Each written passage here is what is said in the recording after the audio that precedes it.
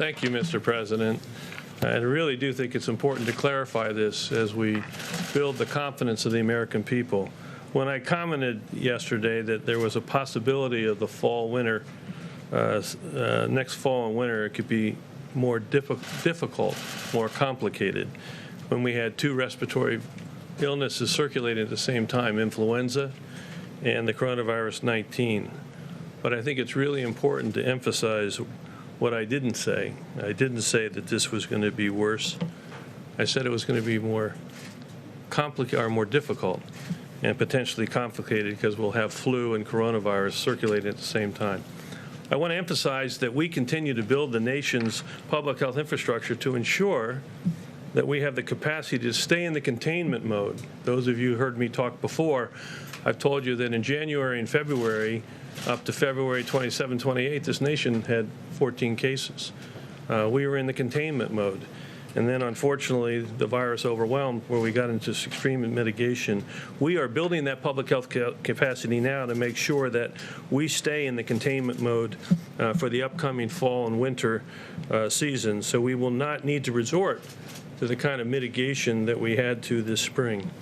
I have confidence that our public health response of early case recognition that we've talked about, isolation and contact tracing, combined with our plans for increased surveillance, particularly for the most vulnerable, will be an effective public health strategy so our nation will be able to maintain itself in the containment mode.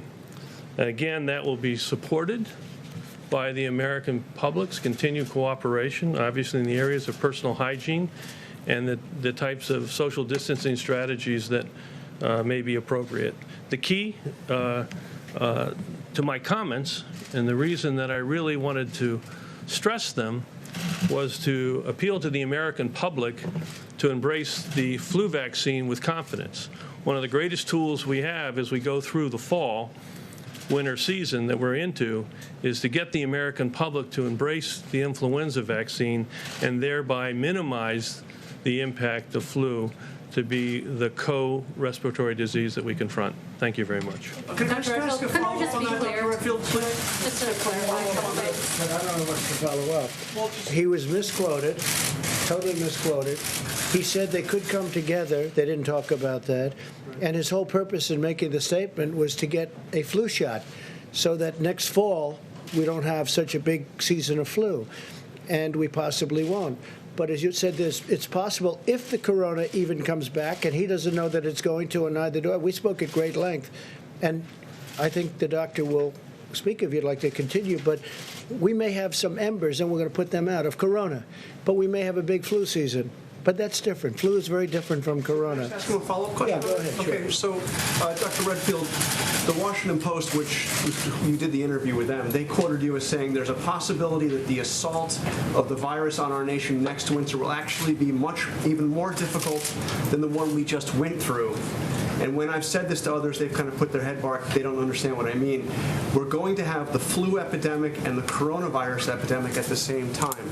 Is that what you said to the Washington Post?